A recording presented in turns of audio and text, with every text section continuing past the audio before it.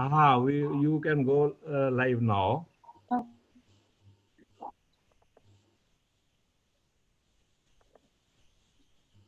All right. Now you keep, hello everybody. We are live on this webinar, right?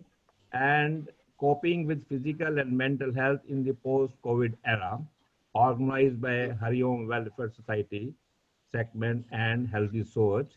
Madam, you let me know the incoming in the webinar. We at present, we have got 20 participants and we have registered participation list of about 165. And we had decided beforehand that the moment we get about our 50% strength of registered participants, we will start the webinar proceedings.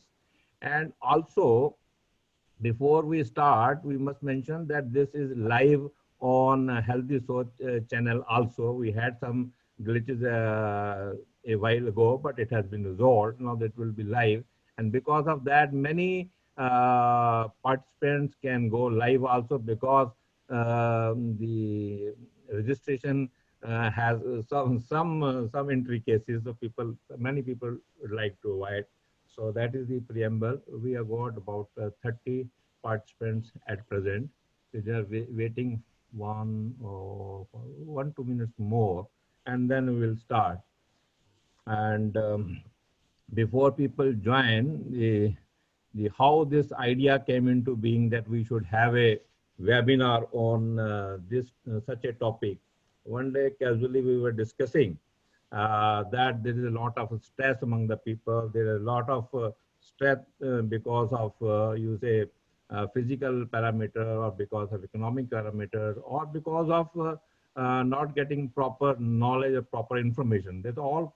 Anything, whenever there is a vacuum in the human mind, it causes a stress on the mind. And that stress is always harmful. And then also we say that excess of everything is bad. And maybe we are getting too much rest at home. That also causes a stress. Today only I was talking to a small boy who had come to deliver my clothes after ironing. I asked him, क्या कर रहे हो आजकल, school नहीं जाते? कह रहे नहीं अंकल मैं ऑनलाइन कर रहा हूँ. छोटा सा बच्चा तीसरी चौथी क्लास में चढ़ जाता, तो मैं ऑनलाइन क्या करते हो, मजा आता है? कह रहे नहीं मजा नहीं आता. कि मैं क्यों, क्या बात है? कह रहे नहीं स्कूल में जाते थे ना, बच्चों से किसी से झगड़ा. अच्छा, even they was telling punishment में, अब मैम की पनिशमेंट नहीं मिलती है. नाउ ही इज रिमेंबरिंग कि punishment, he is missing the punishment. So there is a flavor of everything which we enjoy over a period of time. So that is what we say.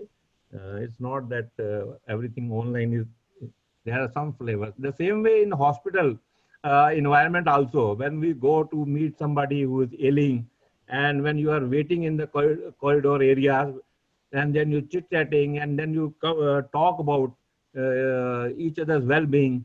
So that consolation is missing when you are sitting at home. So that is the thing. How many participants, madam?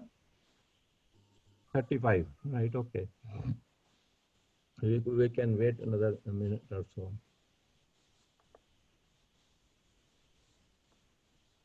Vipinji, we should start now. Vipin? Right, okay.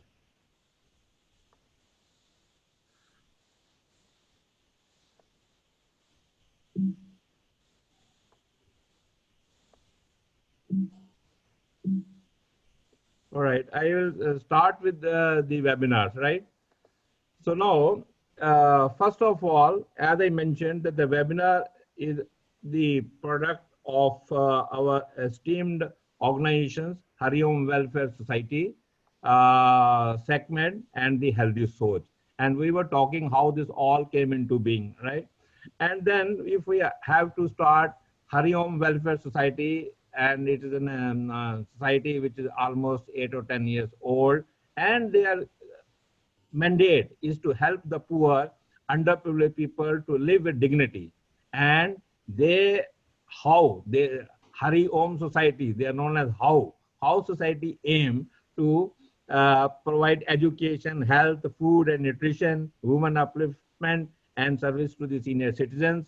And we have got Aruna madam here. We will see that time permits. We will listen from her own mouth the real mission and vision of the society. And then no meeting, no webinars can be accomplished without the active participation of the industry leaders, industry partners. Today we have got Segment. Mr. Alok Avasthi is with us. He is the founder of Segment at a which is a global tele medicine company, and which is need of the hour. And this is they actually provide the patient, they take control of their medical decision. We will keep our finger crossed. If the time permits, we will try to have audience with him also.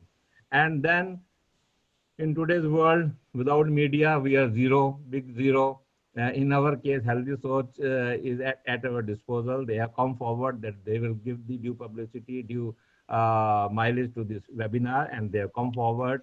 They have given, I frankly tell you that we had reached almost over 5 to 10, 8,000 people. Out of 8,000 people, we have about 1,500 to 1,600 likes. And out of that, we have got 200 registrations, and there are parallel requests for going live on the YouTube channel. And Healthy Soch is doing the live display on the YouTube channel too.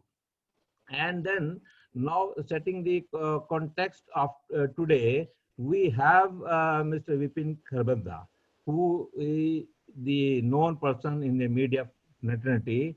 And then we will have the uninterrupted flow. Before starting of the webinar, I have promised all the three panelists, doctor professionals, that we will not interrupt you when you take over the flow. Before, that's the reason, before that, we will finish all interaction and intercases, and so that we can have an interrupt-free flow from Dr. Claire, Dr. Jam, and Dr. Sarna. And then we will have question and answer session. Time permits, we will try to answer all the questions. If not, we will take the questions to the offline, and then we'll request the respective doctors to give us the information, and we will share with our participants. And with this now, I will, right. May I request people to keep the mic off. So now the first we would like to know, because we are all working and busy in our own environment, and we need to know what is the perception outside. And to get the perception from outside, we need somebody who is always with the public. And Vipin Kharbanda is one person that who is always with the public. He is not only because of working, coming in the media, but he is in a social activist by itself. He is Vice President Divya Himachal Media Group, and also he is the Vice President of Delhi Advertisement Club. And Mr. Vipin Kharbanda holds over 3 decades of wide media industry expertise. And you name any paper, popular paper, he has worked. He has worked both in the print, Tribune, Nai Duniya, Pioneer, Statesman, Big FM, which I remember some time back was very popular for cinema audio and video presentation. And then Divya Himachal, of course, is a media group, and he himself is a hardcore social worker and most invited personality for mega public events. So that gives us a confidence that he has the pulse of the market. And on the top of it, Divya Himachal Media Group is the leading media group of Himachal Pradesh, with a 360-degree group with the print, TV, and news portal of their own. And they are popular among the youth and intellectual property events. So role of media in general and social media in particular becomes important in pandemic situations. And there are issues, mask or no mask, authentic information or fake information, resourceful information versus fear factor. Fear could be of trauma level also. And then there is a fear of economic factor. So some of the critical issues we will expect from Mr. Vipin, that he will throw light on that. And above all, Mr. Vipin is an awarded personality, and I shared one award with him when recently we were at the PRCI function. So that way he can give us a good insight into that. And then we will come to other galaxy of speakers we have got. And over to Vipinji. I am stopping the screen share here. Over to Vipinji. So now, Vipin, you please help us in understanding the perspective of the outside world, So you have been talking and dealing with the people so that the panel will then, apart from their own store, he will concentrate on your view also. Right. Over to Vipinji. You can unmute your mic and come on the second, please. Unmute your mic, Vipin. Unmute your mic. All right, good. Thank you very much, Babaji and Hariom Welfare Society for giving me an opportunity to present a report on public perception in COVID-19 pandemic. Public perceptions are not easy to gauge and measure, even though I have tried to summarize to my best in my report. Many senior professional doctors are here to speak on coping with professional doctors, coping with physical and mental health in post-COVID era. I will not take too much of time, keeping in mind the time management. I have prepared a report on basically on 4 factors: awareness, fear factor, reality, and role of media, and taken some experts from the media coverage also. So COVID-19, belonging to the group of coronavirus, has risen to power like a silent killer. This tiny particle has created havoc like no terrorist group or natural calamity in history. COVID-19 started from one city of China in December 2019, but in a short span of time, it covered almost all over the world. Nearly 216 countries of the world are struggling for their civilization and livelihood against the coronavirus pandemic. On January 11, 2020, China declared first death of their 61 years old citizen due to COVID-19. On February 11, 2020, WHO announced this coronavirus as COVID-19 and pandemic on March 11, 20, after reaching the virus infection to 114 countries across the world. India's first case of corona was reported on 30th January 2020. To prevent the infection socially, lockdown was imposed globally. At the start, we didn't realize what has hit us.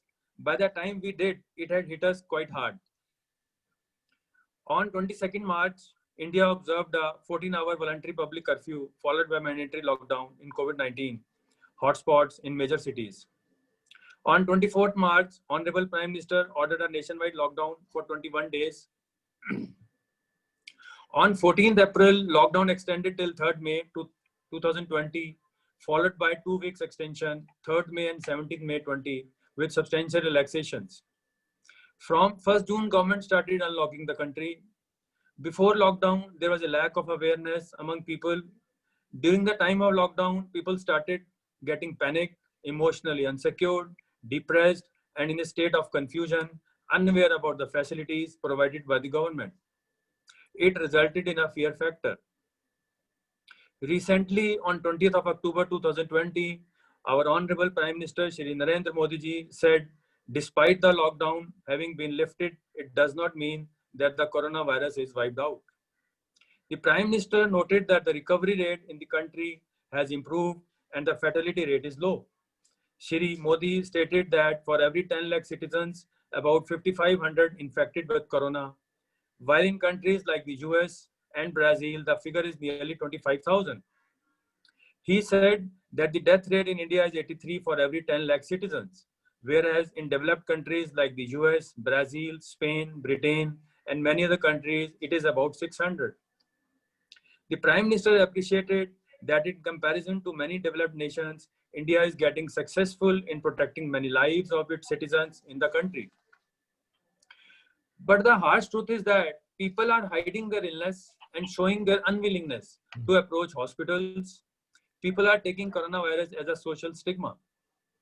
Many celebrities, sports persons, media persons, politicians, and other responsible citizens are trying to create awareness and change the attitude of public. People are not adhering to precautions such as using of face masks, social distancing, and hand hygiene. There is an adverse impact on our mental as well as physical health. Being cooped up indoors, coupled with anxieties and uncertainties associated with what is going on related to the future. Every day, family members and friends of COVID patients are tapping into all their contacts honestly, hoping to find a recovered person who is willing to donate plasma. Convalescent plasma therapy is one of the options explored to save some patients. People are coming forward to donate plasma, and some think it's very risky for their health. I know one person, Mr. Sunil Masta, who is a regular blood donor for last 37 years and has donated plasma 7 times after recovery from COVID till date, and is still healthy at the age of 54 years. And last time he has donated plasma, that was on 22nd of October 2020. As the COVID-19 has become a global pandemic, there are numerous myths arising in society and floating on social media that do more harm than good, as instead of helping out. They cause stress and panic among the general public. Hence, it is of utmost importance to know the real facts which are actually helpful and effective against COVID-19 rather than just believing random rumors. To put some popular rumors to rest and outline facts and authentic information, I have herein curated a list of myths as per WHO guidelines along with a scientific explanation. Myth: the coronavirus remains in the throat for 4 days, causing sore throat and coughing before it reaches the lungs. Drinking a lot of water and gargling with warm water and salt or vinegar eliminates the virus. And the reality is, while it is true that the coronavirus can cause a sore throat and gargling with warm water may make it feel better, it has no direct effect on the virus. Myth 2: children are immune to the coronavirus. But the fact is, a study shows that the children are being infected in the same distribution as other age groups. They are just not symptomatic, or they are just have minimal symptoms. Myth: you can boost your immune system and lower your risk of getting COVID-19 by eating sweet potatoes and taking certain vitamins and supplements. But the reality is, there is no evidence that you can boost your immune system by eating sweet potatoes, taking specific vitamins or supplements. Myth: you can avoid the virus by drinking warm water every 15 minutes. But the hard truth is, this kind of meme is going around the internet. There's also a claim that if people drink cold water, their lungs will become fibrotic, but there is no evidence at all to support these claims. Next myth: being able to hold your breath for 10 seconds or more without coughing or feeling discomfort means you are free from COVID-19. But the reality is, the most common symptoms of COVID-19 are dry cough, tiredness, fever. Some people may develop more severe forms of the disease, such as pneumonia. The best way to confirm if you have the virus producing COVID-19 disease is with the laboratory test. You cannot confirm it with this breathing exercise, which can even be dangerous. There are some alarming threats as per the media reports. India may see an exponential increase of 26 lakh cases in a month because of the festival season if precautions are not followed. A second wave of coronavirus can't be ruled out in the winter. Only 30% of the population has developed immunity so far. Local lockdowns are not effective now, but had there been no lockdown in March, April, India total deaths could have exceeded 25 lakhs in August 2020. The death toll now stands at 1.14 lakhs. These figures are as of date 19th October. The crisis is likely to be over by February 2021. By that time, there could be 10.5 million cases. India reached the peak of COVID-19 in September 2020 and is now on the downward slope. We have to be careful in the coming months also because of the pollution on North India. According to Oxford Vaccine Trial Team, face masks and social distancing will be needed until the next summer till July 2021. Professor Andrew Pollard warned that strict rules would have to be followed even if global vaccine tests proved successful. Small gatherings are now super spreaders. With almost all the restrictions gone, people are throwing parties, meeting at restaurants, and attending weddings. Most of those testing positive now have either attended a wedding or a funeral. As per the corporation officials, 15 minutes exposure to an infected person can be dangerous. Self-awareness is the only way people can avoid new clusters. Media is known for authentic news. Media is and has been playing a very vital role to keep people motivated. Journalists during Corona not only had to guard themselves against the virus, but misinformation too, and also to keep people motivated. They were continuously visiting containment areas to get the true news, join hands with the government to request to people to stay at home. COVID-19 is new, so different views and opinions. Journalists and media organizations, with the help of WHO and respective health departments, did their utmost to keep up to date with the outbreak using reliable information, spreading awareness by conducting debates of professionals and experts, by using electronic media platform and through editorials and news in print and digital media. Superstar Shah Rukh Khan had posted a song titled Sab Sahi Ho Jayega from his Twitter handle, sending out positivity and hope to everyone during the lockdown. The song was sung by superstar Shah Rukh Khan himself. So lockdown भले चला गया हो, पर virus अभी बाकी है दोस्तों. So wash your hands, wear mask, maintain social distancing, stay safe, take care. Thank you very much. Thank you, Babaji, for giving me the opportunity to talk on this board. Thank you, Vipanji. That is the advantage of discussing with the media person, because घर बैठे गागर में सागर वाला हिसाब हो जाता है. सारी बार की खबर आपने एक ही बारी में सबको दे दी.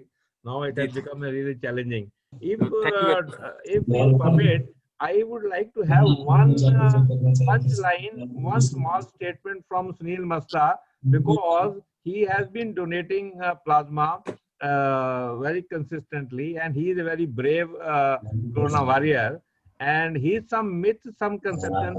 Sunil Mastari, if you just take 2 minutes to speak on this, and after that we will straight go to Dr. Claire. Right, so just take 2 minutes. In between, we will have a talk with you again. Please over to Sunil Mastari.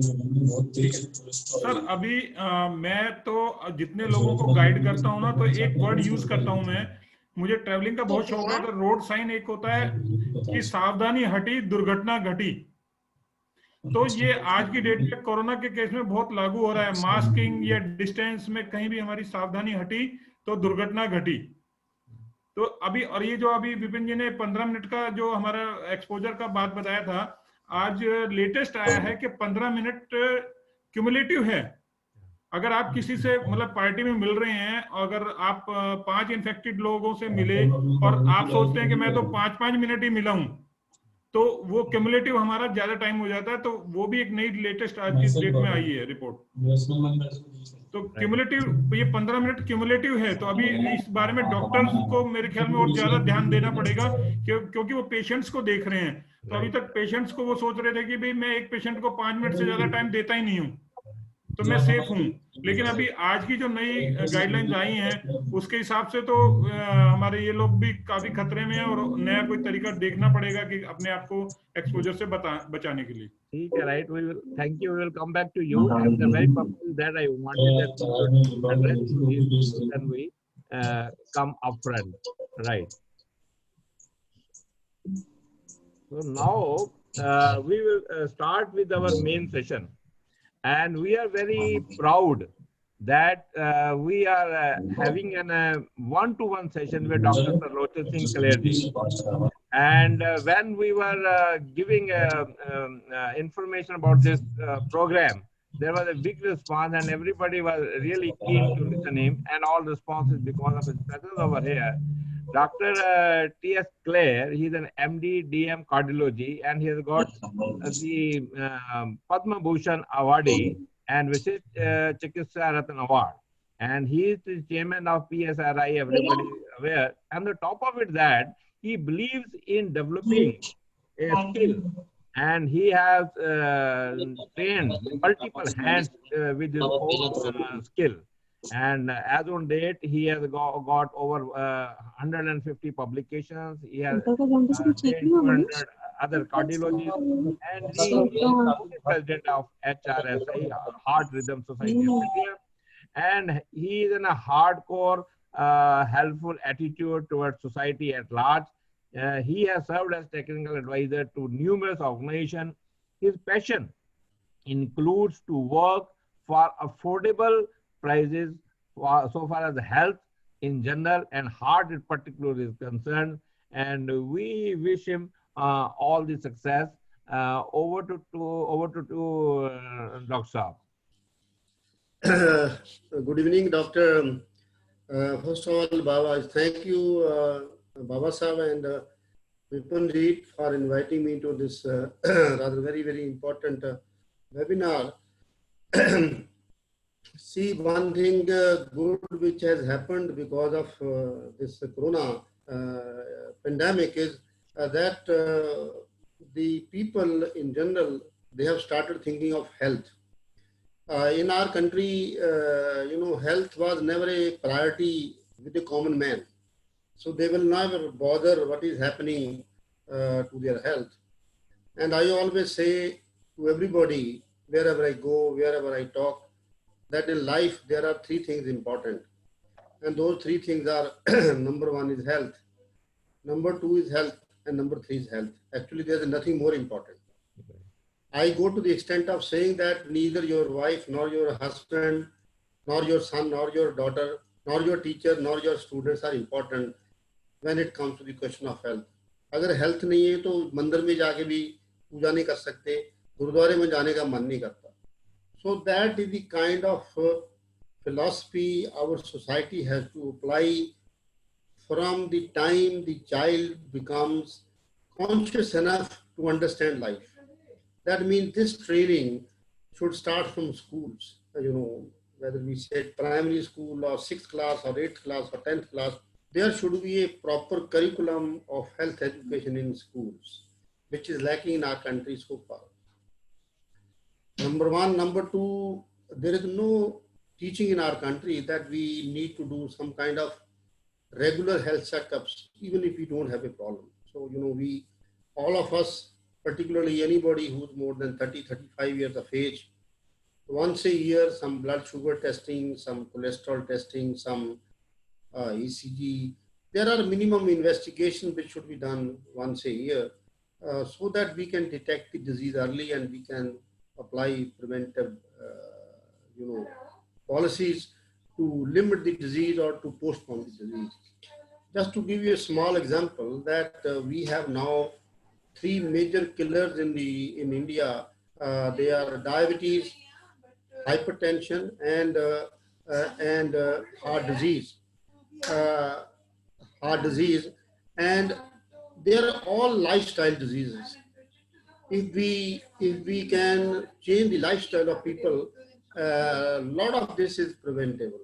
Coming to the just diabetes, that if everybody achieves ideal body weight, if you are diabetic and you achieve a ideal body weight, which is height in centimeters minus 100, 50% of the people with diabetes will become non-diabetic, and the remaining 50%, their need for drugs will become 1/3. So that is the impact of lifestyle modification. Now, I want to go more into the COVID because today's webinar is meant for COVID. Please, Neelu, can you please? So, COVID has taught us, it has given many challenges. It has given many nightmares. It has given many worries. And it has given many things to learn also. I always say when there is a adversity, there is a opportunity. It has united people in the hour of crisis. There have been so many suicides. People have lost jobs. Millions of people have lost jobs. Economy has gone to, really bad situation. And I guess, there is no data in India. I think more people have died because of hunger rather than because of corona. All the health workers, the daily wagers, I really don't know how they and their families have survived. Now, coming to the question of health, I have a strong belief that any government of any country should at least do two things. Free to every citizen of the country. They should provide health and they should provide education. The government should not be running Air India. It's not their job to run Air India. The government job is to give health and education to people. If you give education to people, the rest of the things will automatically fall. Believe me, Baba Sahib and Vipin Sahib, that there can be a possibility of providing health to everybody in this country, even for a country like India. I mean, there is a possibility you develop, there should be a mandatory insurance for everybody. People who can't pay, the government should pay, the employer should pay, and there are possibilities. So because this is less time, so I don't want to discuss that. Now coming to the COVID and its cardiovascular manifestation, it is two ways. Pehli baat, people who have heart disease, significant heart disease, blood pressure, diabetes, heart failure, जिनकी bypass surgery हो चुकी है, जिनकी angioplasty हो चुकी है, these people are certainly more likely to get infection. That's one. Number two, if you have a cardiovascular disease, the chances of mortality are more. In fact, there in a multivariate analysis of multiple comorbidities, it was shown clearly that the cardiovascular comorbidity is the worst. If you have a cardiovascular disease, the chances of dying are more. So it came even above the respiratory illness, though we say somebody is a smoker, somebody has a obstructive wave disease, but cardiovascular comorbidity is very, very important. So people with heart disease, people who have been gone through angioplasty, they have to be very, very careful. They should be absolutely careful not to take it lightly. And the three principles somebody told already: distancing, wearing a mask, and hand hygiene. At least three major things they should do very clearly. They should not go out of the home until and unless it is a must. And if they go, they should be careful, number one. Number two, it is the other way around. That COVID, if you get COVID, there are so many cardiovascular manifestations. No, they are important. Almost 15% people developing COVID, they will have some kind of cardiovascular manifestation. And the manifestations are, they can present like a heart attack. It could be a true heart attack. True means when we do their angiography, उनकी एक नाड़ी totally बंद मिलती है. Now, why they get more chance of heart attack? Because COVID की वजह से there is more chance of blood clot formation in the system. So they can develop a heart attack even from a minor blockage like 50 or 60%. That's number one. Number two, some people will come with chest pain. Changes are like a heart attack, but if you do their angiography, there is no blockage in the coronary angiography. That is called pseudo heart attack. Those changes are because of the myocarditis, the virus affecting the heart muscle. So presenting as an acute heart attack, number one. Number two, they can present like some kind of rhythm problem. Heart rate slow ho jana, heart rate irregular ho jana. Tachycardia is very common. You know, people have tachycardia when they have a COVID infection. And in some of the cases, severe people who are admitted to CCUs or who have been on a ventilator, they can develop cardiac arrest, ventricular fibrillation, and they can die because of that. And another thing is that some people got better. They were very well. They were going to be discharged, then they had a sudden cardiac death. That also is because of certain cardiac arrhythmias the COVID can do. The COVID makes the blood thicker and the chance of clotting are more. The clotting becomes more in the leg veins, and if there is a clot in the leg vein, that can go to lungs and cause pulmonary embolism. It's also a bad disease.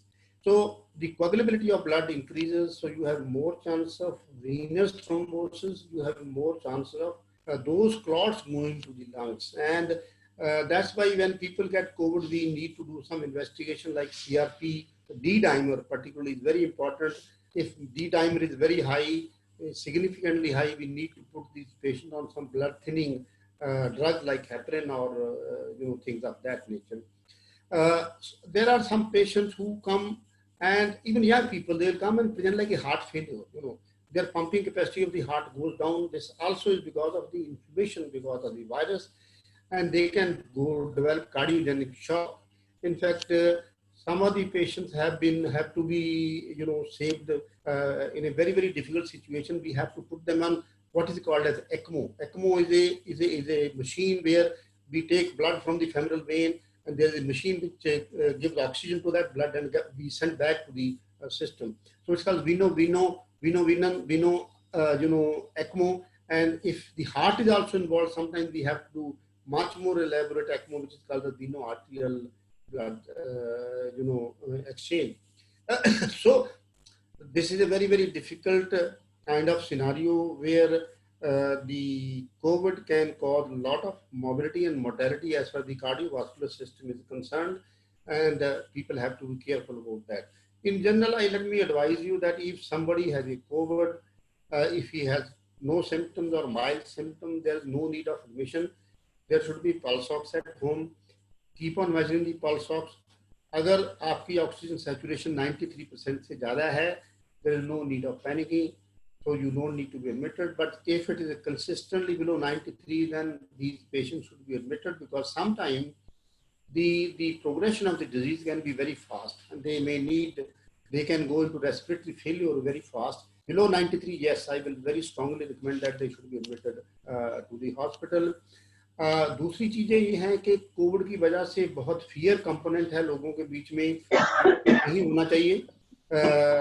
They should be decreased, they should be addressed by the society, by the doctors, and a good support to each other is very, very important. Like in our colony, we had made a group, so-called support group by doctors, and we were available to each and every citizen of our colony to help them anytime they could ask questions and answers, so that we can allay their fears that matter.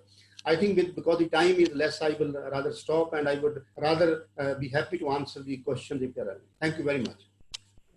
Thank you, Dr. Yes, you are really hit on the nail. The public perceptions have been very well taken care. I am very happy that you brought the things in the right perspective in the very beginning.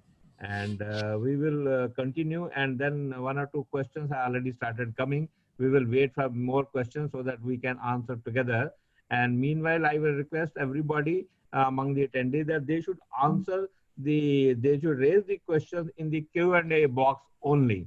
And now I move to another panelist, Dr. Rajat Jham, who is MD, FICP, FACP, FACM with the professional degrees. He's a professor of medicine, University College of Medical Sciences at GTB Hospital, Delhi. And he too has been awarded for his meritorious works in various platforms and various bodies, and in particular for his infectious diseases. And he's the fittest person to talk on today's talk. And again, he is well published and heard at the national and international forum, multiple publications at his disposal, and he is a fellowship of numerous bodies and institutions. After that, we will have a session from Dr. Sanjeev Sarnaji. Sanjeev Sarnaji is a spiritual traveler and healer, and above all, he's an Ayurvedic healer, and he has multifarious activities, and he has a passion for astrology, and he has voluntarily counseled and served innumerable people for all walks of life. And then he runs his own NGOs, and he, above all, he's an Ayurveda doctor, and he's a holistic healer. So we will have a talk from him also after the talk from Rajat Jhamji. Before moving further, I would request what you call Alokji to dwell upon the latest trends which are coming in the industry, and then we will carry forward with the talk from the Dr. Jhamji. Over to you, Alokji. Yeah, thank you, Babaji. Thank you for this opportunity. So I'll just quickly introduce SeqMed to the audience here. It's a global telemedicine platform that connects patients from around the world with India's award-winning super specialist. It's a platform that brings the best in medicine and the best in technology together, so that we can empower our patients and so that they can take better control of their medical decisions. You talked about the trends. I think the biggest trend that we have seen as a result of pandemic, not just in India, but everywhere, is the broad adoption of technology. People by and large, especially from outside metro areas, they've been very reluctant to leverage this way of consulting with doctors. People, especially living in remote parts, So they've been very forthcoming and open. Government has eased regulatory restrictions around telemedicine. Even hospitals have opened up and large clinics have opened up, who have traditionally not invested in digital healthcare. They are investing in a big way. Corporates are opening up and they are looking at telemedicine to benefit their employees. So these are some of the most obvious trends that we are seeing. And this trend is going to go. I think this is, we have started on an irreversible trend. I don't think we are going to go back to the old ways of getting healthcare. And of course, I mean, when it is necessary, then the patients have to travel all the way wherever possible. But as much as possible, if they can avoid the hassle that is associated with long distance travel, then they can avail the technology benefits. I'll very quickly touch upon, Dr. Clay talked about the health education. So one aspect is the school-going kids. The other aspect is our patient community. And I'm happy to announce that SeqMed has recently launched India's largest health library. And if patients have any question on any medical condition that they can think of from head to toe, they can visit our library. The healthcare content on any test, any procedure, the content which is focused on patient education has been reviewed by some of the best doctors in US. And it also has more than 33,000 medicines and all the details. So it's again, another way to empower patients, not just in making it possible, easier to connect with our top doctors, award-winning doctors. And I'm honored to have Dr. Clare as one of our doctors. And we have many other doctors of national and international repute on our platform. So with that, I wish everyone success and happy Navratri and happy Dussehra. Thank you very much. Thank you, Lokji. Yeah. Over to Dr. Rajat Jamji. Over to you, Dr. Saab. Thank you, Mr. J.S. Baba, for giving a kind introduction to me. I shall be covering the psychological and mental effects of COVID. As we are all knowing that it is having, the COVID is having effects on our physical health. But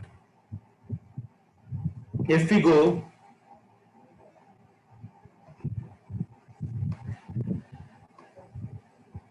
at present, the focus of the states is on controlling and mitigating the impact of pandemic by identifying and testing the disease patient and developing vaccination and drugs and treatment protocols.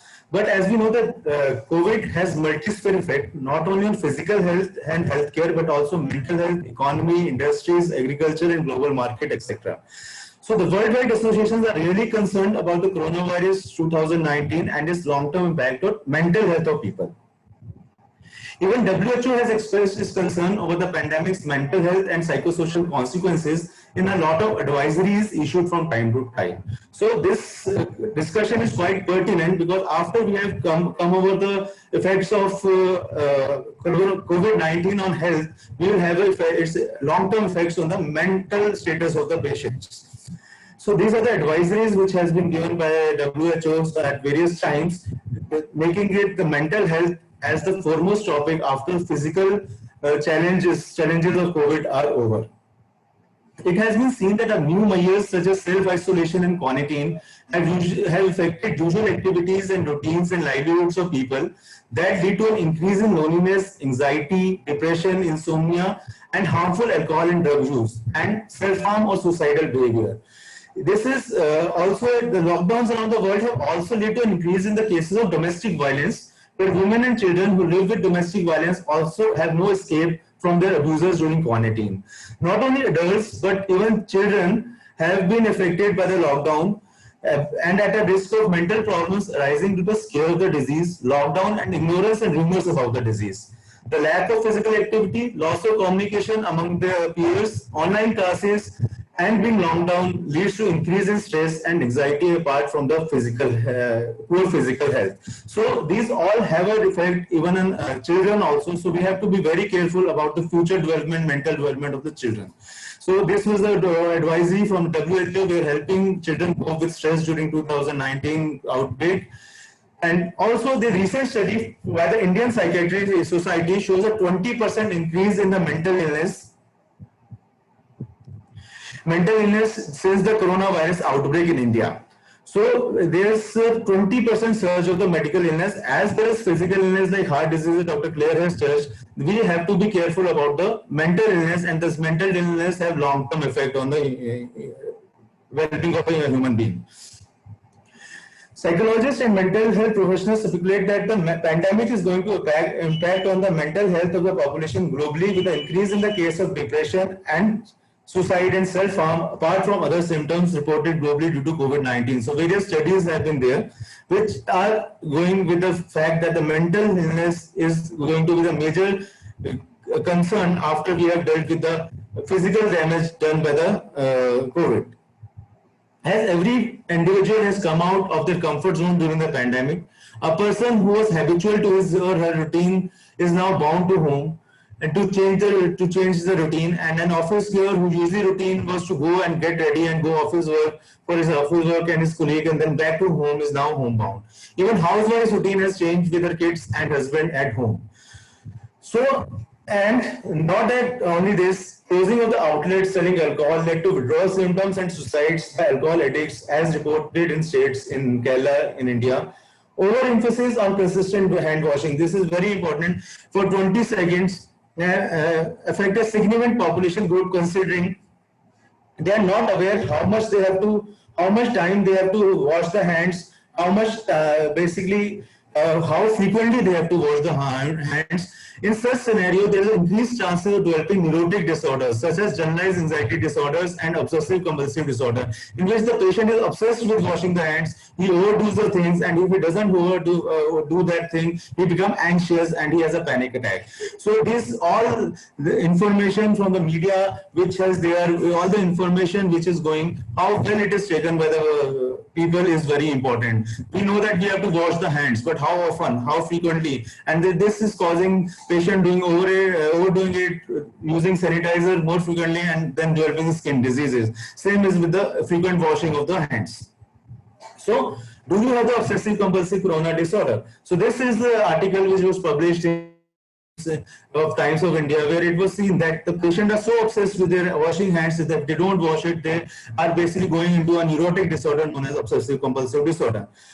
Also, apart from this, the recent days have seen a sharpest economic pullback in modern history and record-breaking spike in unemployment. So it is inevitable that the global pandemic, compounded by financial crisis, will have a material impact on the behavioral health of society. This was also seen when there was a global financial crisis in 2007 and 8, and in 2008, the Great Recession ushered in a 13% increase in suicides attributable to the unemployment, with over 46,000 lives lost due to unemployment and economic inequality in that year alone. So Corona does not have the effects as such. It has effects due to the economic slowdown also. So we have to be careful about that also. And this is not all. This is not the end. Even after getting the Corona, the stigma still remains. Stigma in the form of the social stigma, that there's media and everything is so, and made people so scared that, oh, he has a Corona, he has Corona, he has been infected by Corona, like he has become an untouchable. So that, plus the Corona, after if an event heals, we are seeing that there are some changes which remains in the lungs of the patient, and the patient may have a residual damage like lung fibrosis and bronchiectasis. So the patient usually have a double burden, the stigma for those who have been recovered from the virus plus residual damage. And this stigma begins right at your doorstep from the time the corporation authorities put a Corona hotspot poster and a notice detailing the number of positive people in households. So this also have a great mental impact on the affected. Now, how to deal with the mental and psychological effects? There are many advisories which have been out recently by Mayo Clinic, by Nimhans from India, by there are papers also, and WHO also. So we all know that COVID-19 pandemic has likely brought many changes to how you live your life, and with it uncertainty, altered daily routines, financial pressures, and social isolation. You may worry about getting sick, how long the pandemic will last, whether you will lose your job, and what the future will bring. So all this lead to a mental fatigue and depression. And some people have increased for this. Some people increase the use of alcohol and drugs, thinking that can help with the fears about the pandemic. But in reality, these substances usually worsen the anxiety and depression. And also, the addictive persons are more prone to the harmful effects of COVID-19 as such also. So for all of these reasons, it's important to learn self-care strategies and get the care you need to cope up with the COVID-19 pandemic. So how to deal with the mental and psychological effects? Self-care strategies. These are the most important. Self-care strategies are good for your mental and physical health and can help you take charge of your life. Take care of your body and your mind and connect with others to benefit your mental health. Get enough sleep, participate in regular physical activities, eat healthy, and avoid tobacco and alcohol and drugs. Why I've already told you, they're more damaging rather than having antidepressant effects. Then you have to reduce the stress triggers, keep your regular routine, relax and recharge, limit exposure to news media, and limit screen time. As Mr. Vipinji has told how there are rumors and myths going around. So the more you are onto the TV and social medias, you will get afraid and apprehensive and anxious. So in a paper recently published, COVID-19 misinformation is spreading in 25 different languages, leading to deaths and injuries. A study done and published in the American Journal of Tropical Medicine and Hygiene found. They analyzed all this news into the corona-related rumors, stigma, and conspiracy theories that were posted to the social media platforms, online, newspapers, and other websites between December 31 and April 5. And the rumor was defined as any unverified information that can be found to be true, fabricated, or entirely false after verification. Could not be found to be true. Then stigma was related to discrimination or devaluation of a group, and conspiracy theory was defined as beliefs about an individual group or group of people working in a secret to reaching a malicious goal. And it was found that 89% of the news were rumors, 77.8% were conspiracy theories, and 3.5% were stigma. And most of the rumors, stigma, and conspiracy theories were identified from India, United States, China, Spain, Indonesia, Brazil. And some of the examples, like eggs are contaminated with coronavirus and drinking bleach may kill the virus, or rumors.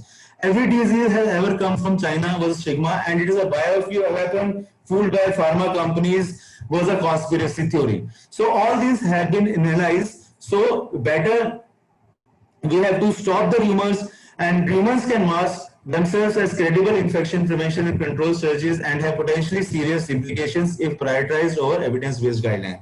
For example, a popular myth that consumption of highly concentrated alcohol could disinfect the body and kill the virus was circulating in different parts of the world.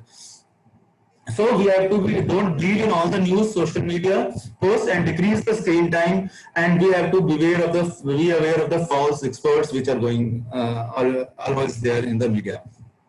Then second thing is we have to take care of our mind. We have to stay busy. A distraction can get away from the cycle of negative thoughts that lead to anxiety and depression. Focus on positive thoughts. Choose to focus on the positive things in your life. Feel a sense of hope. Use your moral compass of spiritual life of sport. We should remember God didn't bring you this far to abandon you. And we have to set priorities. We have to imagine yourself from day one and just think about maybe 5 months from now rather than having a long-term goals. Then third is we have to connect with others. Though we are following social distancing doesn't mean emotional distancing. So we have to connect, we have to make connections. We can have always we have now telecommunication, many apps are there to connect to the people, to connect to the family members, we have to do something for others and support a family member or friend rather than thinking a social distancing as emotional distancing also. And then, even then, if you think that something is going wrong in your body, then you have to recognize what's typical and what's not, and get help when you need it. But continue your self-care strategies. So this is how we can deal with the mental and psychological stress which is coming due to COVID-19. The second topic is the behavioral changes in post-COVID area. As Mr. Vipin Kharbanda, Dr. Claire has all talked about wearing the mask, social distancing, preventing overcrowding are all important. So, but how would a person react to the things which they have never done before? So, there's a growing realization that COVID-19 is here to stay and the lockdown cannot continue indefinitely. Experts predict that coronavirus may go off like SARS virus or keep recurring like a seasonal flu. Vaccines are under trial, but how soon and how effective they would be? As even the BCG vaccine, which is going on from maybe 25 years, still it has a effectivity from maybe to 0% to 80% in various studies, and same is with other vaccines also. And then human behavior is central to transmission of SARS-CoV-2 virus and the virus that causes COVID-19, and the changing behavior is crucial to preventing transmission in the absence of pharmaceutical interventions. Isolation and social distancing are effective but has a huge economic implications. So we require lifestyle changes to cope up with COVID-19. As lockdown rules are phased out, the responsibility of practicing behaviors that stop the spread of the virus, such as social distancing or mask wearing, moves from the government to non-state institutions and individuals. But how to encourage people to adopt the new behaviors, many of which may involve personal sacrifice without getting any immediate direct rewards. So this is a pandemic and the challenge of behavior changes. So how we have to bring about the behavior changes is very important. Some of the recommendations of behavioral changes may even go against social and cultural conventions, motivating people to act otherwise with emotional messaging, using fear or shame will eventually lead to mental fatigue. This is made worse by the devastating economic consequences already discussed, imposing tremendous cognitive loads on people's minds. When someone is stressed about their financial situation, how will they have the bandwidth to think about protective behaviors? But this is also true that never before have we wanted to change behaviors in a such large scale and short time. So what can be done? So behavioral changes which are recommended are there, but we have barriers. As Mr. Vipin Kharbanda said, wear masks, maintain physical distance, wash or disinfect your hands. But how we are going to follow this? We have a behavioral change which is recommended. We only cough or sneeze into tissues and safely dispose of this. But how will the availability of these tissues will be taken care of, and how its disposal will be taken care of? Nobody knows. Nobody has ever thought about it. Then wearing masks as appropriate, very good. Availability is the also question. But our Prime Minister Ji, Modi Ji is stating that any cloth may be used as mask, increase the compliance. That's a good part. But who is going to monitor the compliance? And we usually see as the traffic rules being followed in India, only in front of authorities they may follow it. And the way the mask is worn, it is half worn, it is like more of an ornament rather than true mask. So people has to be taught how it is worn. It is not an ornament which is to show off the designs, but it is how protective we can make it. It has to be snugly put on the nose and the mouth, and space should be left between the nose and the mask. And then we may have fines imposed it, but the fines are there for many of the rules which are made, but how many rules are followed, we all know. Then we have the third behavioral change which is required. We have to maintain the physical distance. Really in India, is it possible due to the overcrowding? You go to the poor people who are living in the jogis and the Janta flats. How will we ensuring that? We cannot go to their houses to see whether it is being maintained. So telling that these behavioral changes has to be done is very easy, but we have to actually see the barriers towards the inception of these changes. Then we say wash or disinfect hand under refined conditions. And how we are going to monitor this? How we are going to enforce it? This is a personal matter. We are not going to observe a patient inside, observe observe anybody into their house, whether they're washing their hands, how properly they're washing, and we say, and there are water deficit areas in India where there is no water for drinking, how we are going to make sure that their water is for maybe every hour if we are washing hand, how the water is going to be there in their houses. And then we say sanitizer, availability of sanitizer, who is going to have procure sanitizer for us. If you see a 600 ml bottle is costing 150 rupees, and that may not be feasible for maybe half of the Indians. So, and then there are things like overdoing this hand sanitization and hand washing, and this may also lead to OCD.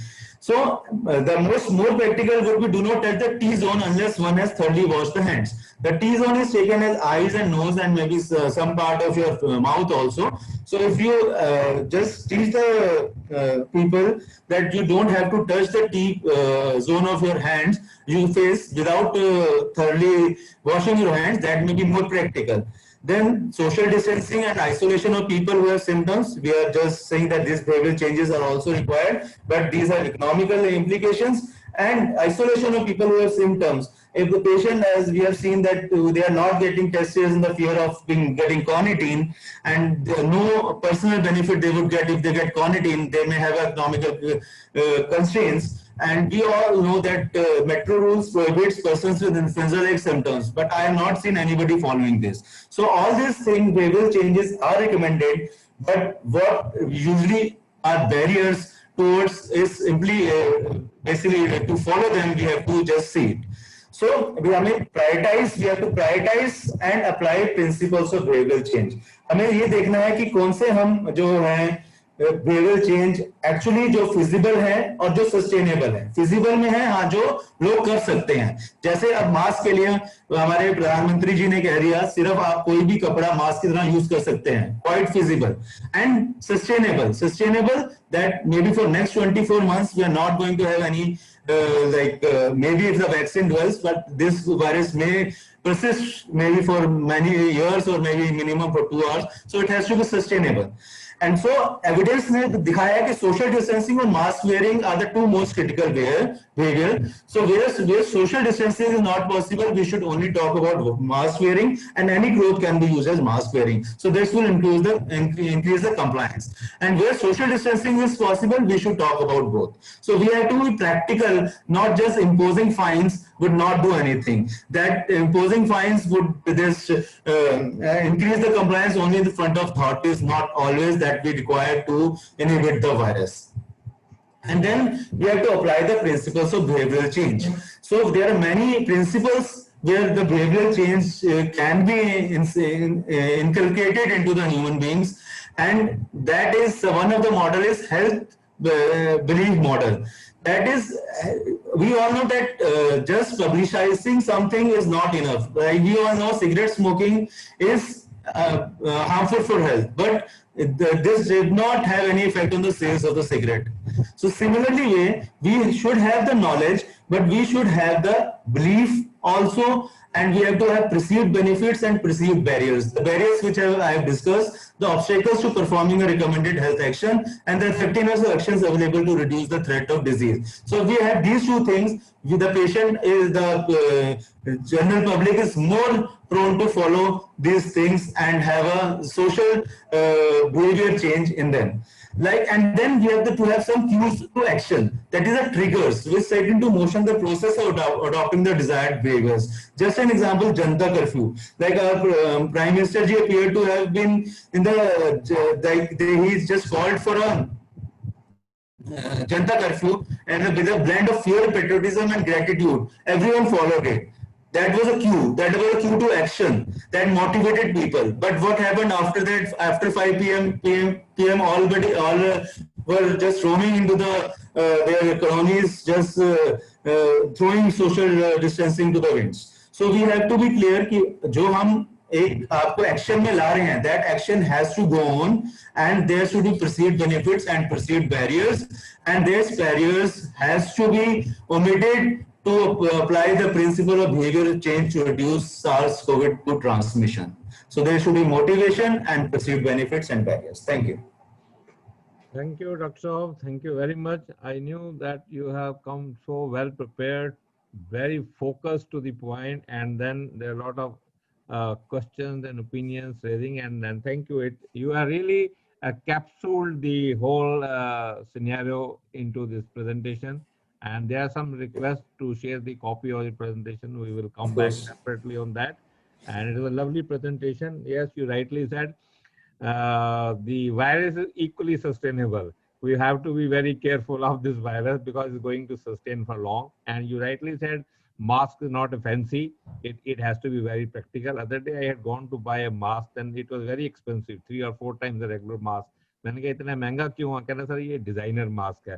तो मैंने कहा designer में चाहिए, workable चाहिए, layer कितनी है इसके अंदर, 3 है 4. वो कह रहे नहीं वो तो मेरे को मालूम नहीं है. तो मैंने कहा वो ऊपर लिखा होना चाहिए कि कितनी लेयर का है. चलिए, right, thank you very much. So now Dr. Sarna sahab, you are listening me. We will go to Dr. Sarna, and meanwhile there are 7 or 8 questions and question within the question. So 7 is equal to about 15 to 20 questions. May I request the panelists to go through the question, and there is a provision to answer live also. You can type the answer there itself. Still some questions are left. We will take on air also.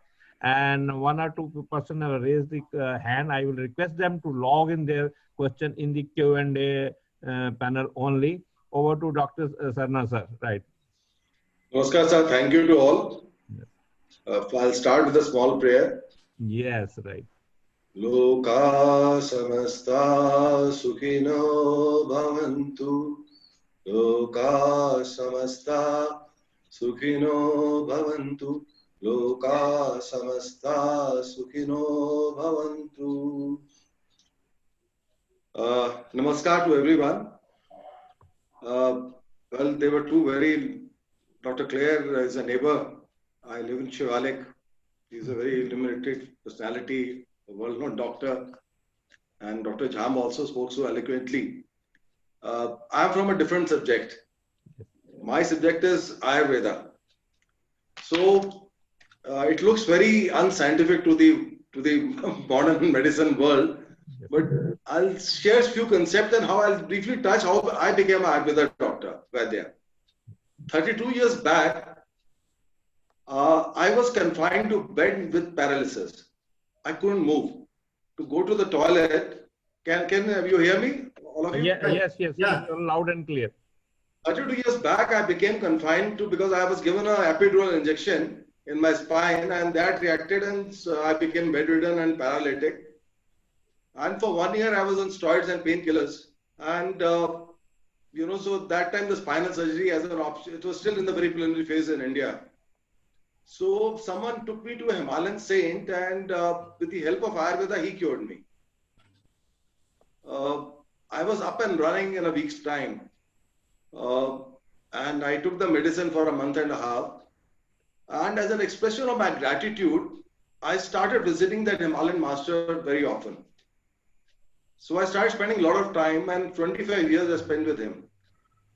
So while Munshi Premchand ji कहते थे ना कि कालक की कोठरी में जाए तो कालक लागे लागे.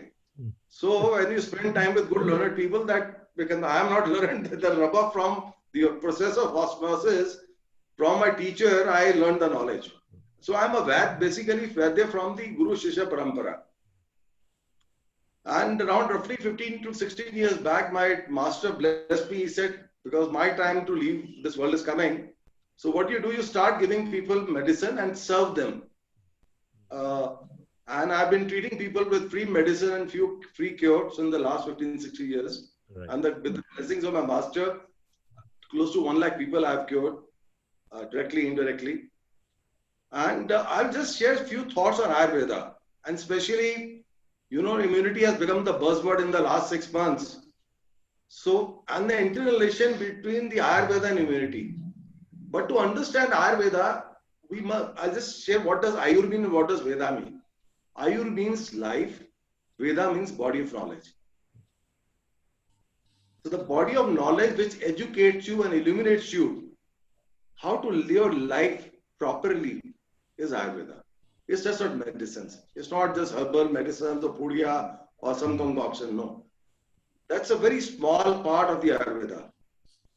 Basically, the Ayurveda is there to promote human happiness, peace, harmony, living fact, till 200 years back, the entire world was Ayurveda. The entire world was herbal.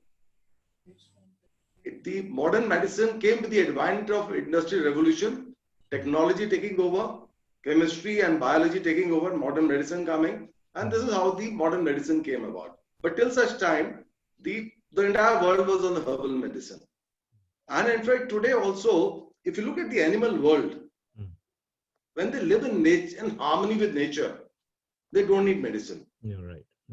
Animals are so intelligent, they know when not to eat food, when to eat food, when they will eat only when they're hungry. They will go for the kill, or they'll eat a grass or some vegetable, whatever, vegetation, only when they're hungry. That's what. And the animal world has a beautiful knowledge of healing itself. It knows when to breathe from the right nostril, when to breathe from the left nostril. They have the science. The nature has given them, the cosmic intelligence has given them. And I'll share a small incident with you. In Banaras, monkeys have created a havoc. Okay. So one person, he decided to offer kheer to monkeys with poison. So monkeys thronged in, he left in a lot of vessels, a lot of kheer on his terrace. The monkeys came, they didn't eat the kheer. Okay. They went somewhere, came back sometime later, ate that kheer. Okay. And nothing happened to the monkeys. So this gentleman, he started thinking what happened. So he experimented this for the week. All right. So he used to leave the kheer, monkeys used to come back and eat the kheer again. Yeah. A week later, he followed the monkeys. Yeah. So what monkeys used to go, they used to go to a tree, eat that fruit and come back and eat the kheer. That particular fruit actually it eradicated or nullified the effect of the poison. Very good. So this is the knowledge the animal world has. So the human knowledge was also there to live in harmony with the nature. What has happened over the years and centuries, the mankind, the humanity, individual has gone away from the nature. I see Dr. Clare spending 2 hours every day in the nature. He walks every day in the morning in Vijay Mandal Park. He's a very fit person. God bless him. So he knows as a doctor, he understands holistically why he spends time with the nature. And traditionally, the principle of Ayurveda is that within 5 kilometers of your existence, there is a cure. Okay. But the point is, there's no nature in even 50 meters of existence, leave alone 5 kilometers. So there's no cure today. And we have to understand Ayurveda, the concepts of Ayurveda, we need to go back to understand where we exist in this earth. We don't live in isolation. This planet is a holistic existence.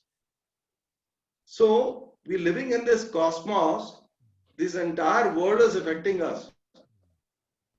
Like we are humanity, like the drop of the ocean has the attributes of the ocean. Once it merges with the ocean, it is the ocean. Right. The drop knows how to live in harmony with the ocean. Right. The humanity has lost touch with its own self. So it's not able to live in the existence is, I'm different because of the ego, because of our thought process, we are different from the nature. So, and that's where all the disturbances come from. And if you look at the nature and the human body, scientifically, Dr. Clare and Dr. Jambil validated 70%, nearly 70% we are water. Yeah. The earth is 70% water. And the remaining minerals and whatever there is in the earth, what is there in the microcosm is there in the microcosm. Like the iron is in abundance, iron is there in abundance in our body.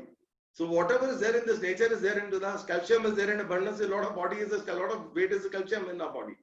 So whatever is there in the microcosm is there in the microcosm. It's just the microcosm has forgotten to live in harmony with the macrocosm. So now we come to what my teacher taught me, and I also understand later I read the Charak Samhita, that the disease is first manifested in the mind. What we think that this body has a mind, but whereas his mind has his body. So if we start understanding and going back that what mind is, we'll be able to understand our body. The problem is we don't understand our own mind. We don't have the awareness and the consciousness of who we are. And what has happened, the mind has taken over our own existence for who we are. Like Maharishi Charak in Charak Samhita, he writes, he said that disease is born in a body the moment you think ill will of someone. The moment intent is there to hurt someone. The moment you have a violent thought for somebody else, you may not do an action. But the thought of violence or harming the other person or an animal or any life, it is a seed. That moment the seed for a disease is basically there is a sown. So basically what we need to understand is to understand ourselves, who we are. That's what the science of Ayurveda is. The medicine is a very small part of the Ayurveda. When Ram was facing turbulence in his mind, Vasishtha ji told him, before Patanjali wrote the Ashtanga Sutras, Vasishtha ji told Ram that the practice Yama to understand your own self. He said, what is Yama? Yama is the practice of acceptance of this moment as a universal reality. What happens with us human beings? That the moment anything which is not any thought, we are creating incessant thoughts in the mind, any thought which is obstructed, either we get depression or we get anger. He said, Ram, the moment you practice Yama, out of the womb of acceptance, peace is born. And out of the womb of peace, harmony and happiness is born. Most of the times you're struggling with the moment. Like very well said by the two earlier speakers, that about the fear, about mind, everything. In the times of COVID, what happens is a universal consciousness which is created. There is anxiety, there is stress. And human nature, when there is a universe, there is happiness in one soul, it radiates happiness in the world. The anxiety, it further creates the vibrations of anxiety. And to understand it further, what I have done in the last few years is try to understand what mind is all about. It will bring to my dear friends that most of the time the mind is actually in a state of, it is producing, what it is doing if the self is producing incessant, incoherent thoughts. It is in an active or hyperactive state. It is planning, plotting, arguing, winning, losing, dreaming, expecting. It is always in this state, by and large. I have spoken to more than 15,000 people. They confirm that most of the times, it is their mind is in a continuous state of chatter, trying to resolve too many things at one time. And all this, when we are doing it, this particular phenomena of plotting, of passing judgment, and it's largely just look at your mind, it's passing a judgment, it is thinking ill will, it is imagining and dreaming, it is trying to control a situation which cannot control, it is seeking sensual pleasure or intellectual pleasure or emotional gratification. It is always seeking, it is desiring something, not realizing what it is desiring. So very often and sometimes, either the mind is in the state of complaining also. We complain too often. People have everything, still they are complaining. So all these states of minds, what they happen, that three things happen to us. First thing is, with all these kinds of thoughts in the mind, either we are complaining, or if you're not complaining, what we are doing with ourselves is, we resign to a situation. We don't accept a situation. The third is that the learned people with the self-awareness, they have gratitude to the situation. Once you have the gratitude to a situation, what it does is that it relieves you of all the stress and fear. The thankfulness state of gratitude for everything, whatever you're getting or not getting. Once that happens, I don't have to tell anyone that who will have the best immunity. The person who's living in a state of gratitude and who's got basically peace and harmony, his immunity will be better. Because if you understand human existence is a mix, is a combination of matter as well as energy. When we think, every cell in our body is resonating and vibrating. Every cell in our body is resonating. Sometimes we meet a person, we feel relaxed and happy without any reason. He has not given us anything. And sometimes a person may meet, he's agitated from inside, he may look calm outside, but after he goes away, we feel उसका साले का चित्त शांत नहीं था यार. It happens to all of us.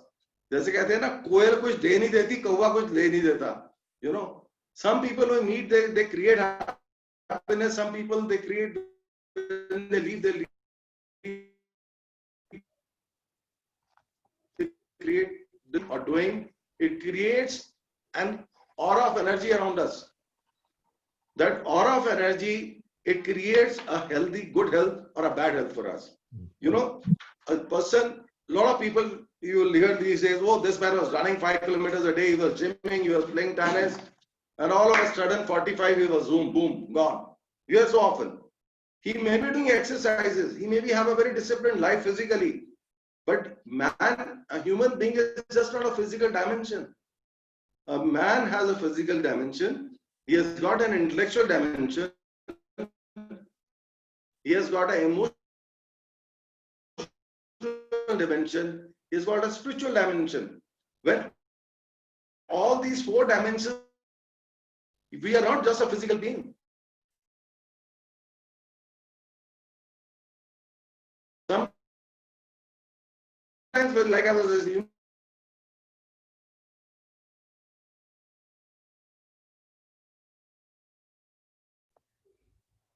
There seems to be some technical glitch. We will wait for a few seconds.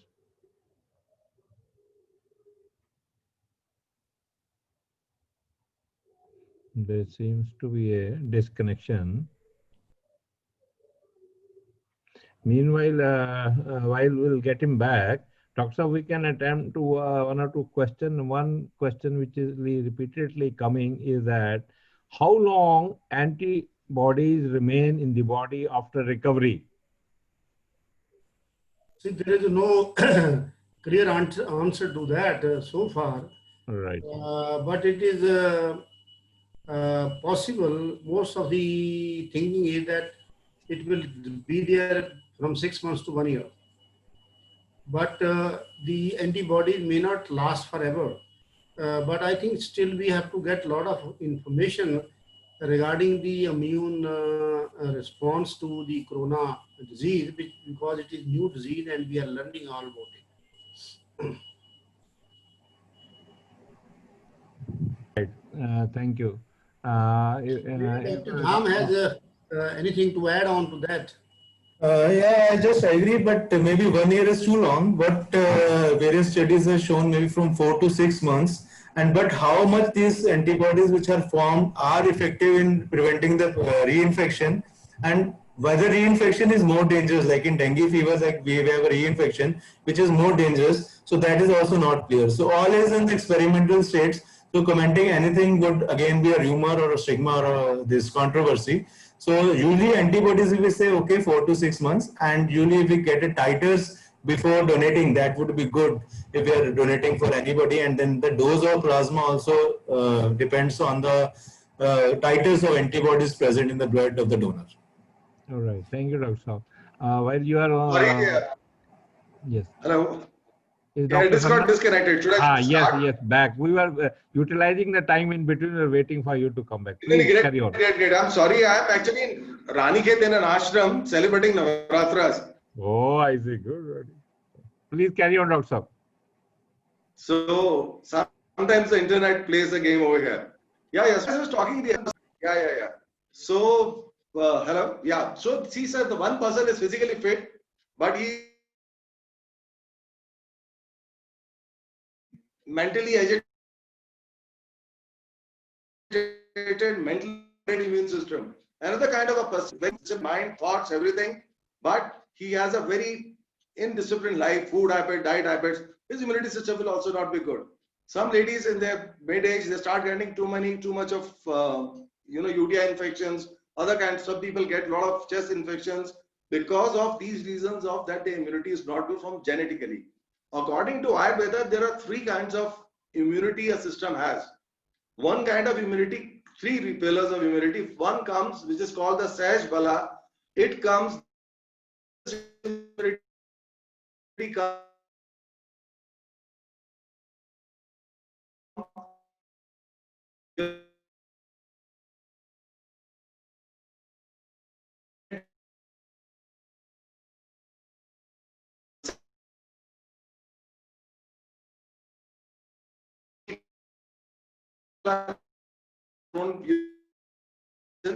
like this, all of us around us. So the first is the genetic, Sahaj Bala. Second is the college, our age, the times we're living in, the season, all these affect our immunity. The third is the Yukrit Bala, which means that disciplined life you lead, both at the level of physical discipline, intellectual discipline, emotional discipline. So these three things, they make a pillar for good immunity system for an individual. But for that to happen, a human being must be leading a total, absolute discipline and proper holistic life from the physical dimension, from the intellectual dimension, from the emotional dimension, and as well as from the spiritual dimension. Because sometimes what happens, you may have all these three, physical, intellectual, as well as emotional, but your spiritual dimension is weak, so it can actually hamper the other three dimensional states. The spiritual dimension you can seek from it. Maybe you can seek from a teacher. You can read books. You can there are a lot of ways to do it. I will not go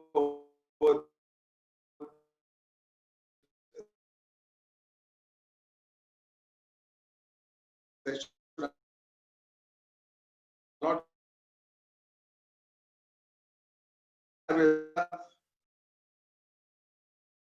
constitute the nature which we all know. Prithvi, Jal, Akash, Agni, Vayu.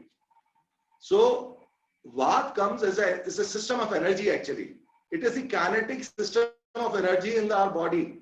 It comes from Vayu and Akash, from the ether. And all the movements in the body, voluntary, involuntary, whether it is of the muscular movement or the food which goes inside, blinking of an eye, excretion from the body, all these movements, they come from the kinetic energy, which is the Vat system. The second system is the Pitta. Pitta is the thermal energy of system of the body. Because you need acids secreted when the food has to be digested. System of the body which helps the food to be digested, and all the glandular system, the hormones, then body are controlled by Pitta. The third dimension is the Kapha. That is the potential energy system of the body. It comes, there are two elements which make Kapha are Jal and Prithvi. It is the bioadhesive of the body. The entire body is put to form into shape by the Kapha system. So what happens that these three energies, whenever they come under stress, the stress could be physical, could be intellectual, or could be emotional stress. Whenever these energy systems, they come under a stress, a disease is born in a body. And there are these three energy systems, there are three emotional, intellectual, and spiritual systems. The first one is Sattva. People who lead unselfish lives, who think good of others, who have positivity, who have discipline in their life, who think holistically, who think all are one. They are sattvic intellect. The people who are always active, always on the run, wanting to do something, desiring too much of action, it is called Rajas. The third system is of the intellectual existence is Tamas. It is people, lazy people, inertia, who are always, thinking wrong, harming other people. Jisko asur shakti bolte hai, Rakshas, Danav, they are tamasic people. So people, I don't have to, educate anyone. The sattvic people always fall less ill. Largely, the problems are caused in the Vat, Pitta, and Kapha, these three energy systems, by Rajas and Tamas, by negative thoughts, or by too much active, mentally active. These are the, in fact, Dr. Clare will validate that people who think too much, who are very aggressive and, always thinking too much, using their mind too much, they create stress for themselves. Their cardiac health does get affected. It's not on the cardiac health. The entire body is all one. The science has enumerated that there's a heart, there's a kidney, there's a liver. But a human body is a complex scientific tool. It is the most sophisticated technology in the world till today. So which gets affected by our thinking process. Right. So Thank you, the Doctor. Ayurveda, the best tool is to first of all, is to think who you are, become aware of existence, and discipline your mind. The moment you start harboring positive, holistic, when you think good of others, your good will happen. When you harbor and nurture such positive thoughts, it leads to a healthier immunity and healthier body and healthier Thank you, Doctor. mind. Thank you very Thank much. you so much, sir. We will have to come back for a specialized session on that. And technology is playing with us, and that mandates that we need a 5G technology now at the earliest. No, okay. And you rightly said that good food and daily exercise and the good sound sleep, along with your leisure time, will make everybody mind at ease. And everything begins in the mind, and all ailments are in the mind. Yes, mind. And I read somewhere when you are doing gratis, or when you are doing no, kind to others, your mind generates oxytocin, and that oxytocin keeps the body healthy, fit, and competent to fight the ailments. So with that, I think we will come back to questions. I think, Dr. Saab, any particular question if we'd like to attend? Mr. Baba, if I can interrupt at this stage. Yes, please. Am I audible? Yes, you are audible. Yes, sir. Now you're audible, sir. See, what Dr. Sarna has said, a lot of things are very, very valuable. See, there are two things which, there are two natural things which make a person happy. One is the exercise, because exercise produces endorphins in the brain, and they are antidepressant. They are mood lifters, and these are chemical substances which keep the brain happy and the human being happy. So exercise is very important. The second thing which he said is very, very important, that when you do something for others, particularly when you do something for others who are not related to you, even whom you don't know, there is a chemical substance released in the body from the brain, which I am not able to remember at this stage. Maybe some neurologists will know. That also is a very, very good for the human mind, to give satisfaction, to give happiness, real happiness, and mood elevator to people. So I agree with him that when you do something without selfless service to others, always helps the individuals. It gives you happiness. There's no doubt.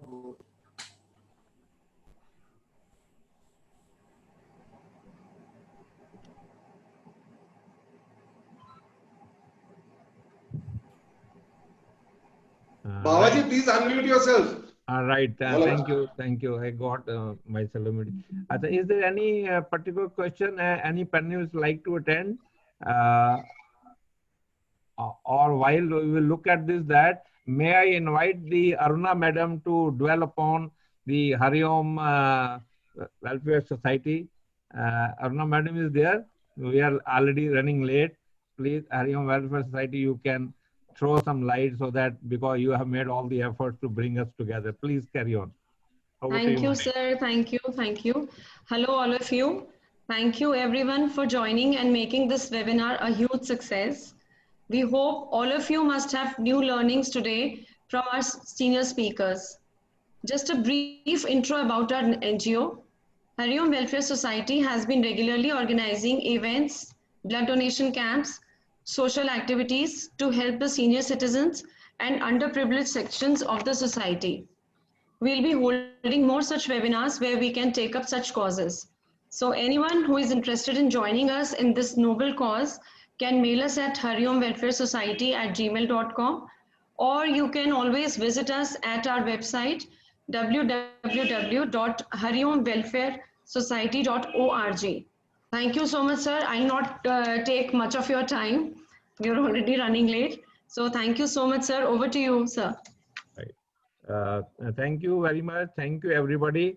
And this was a very good section.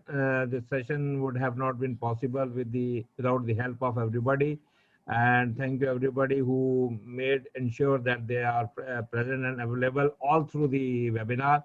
We have extended over a time. We knew that because such technical discussions, everybody has come so prepared, and the audience is widespread. So we have to do justice with the subject. And then with this note, we would like to thank everybody. Thank you, Ajay Kharbanda ji, Vipin Kharbanda ji, Sunil Masta ji, and Alok Awasthi ji, Dr. Jam, Dr. Sarna, and Dr. Claire. Thank you, everybody. With the permission of the everybody, I would like to close today's webinar. And whatever the questions have, technical questions we have attended, few questions which were of a different nature, which we will pass it on to the panelists, and if there are any specific replies, we will certainly pass it on. Right? Thank you very much, and we look forward to another webinar soon, and we will share the information with you. Thank you. May I request the Thank you, Professor Baba. Dr. Claire, thank you so much. Vipin ji, thank you so much. God bless you all.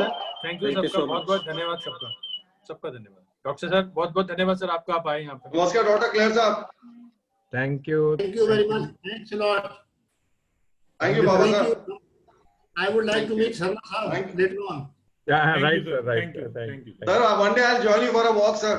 Absolutely, absolutely. Yeah. Thank you, sir. God bless you all, sir. Thank you, sir. Thank you. Thank you. Thank you Alok ji, Thank you. Thank you Masta ji, Thank you, sir. Thank you. Thank you Baba ji, thank you very much. Thank you, everybody. Beautiful And session, look thank forward you to another. Thank you, Ajay ji. Right. Thank you. Thank you, sir. Thanks to all.